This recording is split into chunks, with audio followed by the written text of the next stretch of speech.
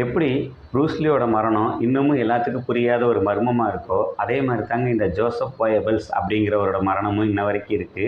இவர் யாருன்னு பார்த்துக்கிட்டோம்னா, ஹிட்லரோட காலத்தில் அவரோட அமைச்சரவையில் இவர் ரொம்ப முக்கியமான பொறுப்பில் இருந்திருக்காரு. அவரோட கொள்கை பரப்பு செயலராக இருந்திருக்காரு. சொல்லப்போனால் இவர் தான் ஹிட்லருக்கு அடுத்தது அப்படின்னு சொல்கிற அளவுக்கு இவர் இருந்திருக்காரு.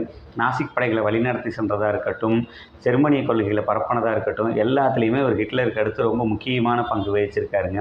1943 ரிலீஸ் ஆன ஜெர்மனியில் எடுக்கப்பட்ட டைட்டானிக் படத்தையும் இவர் தாங்க பண்ணியிருக்காரு.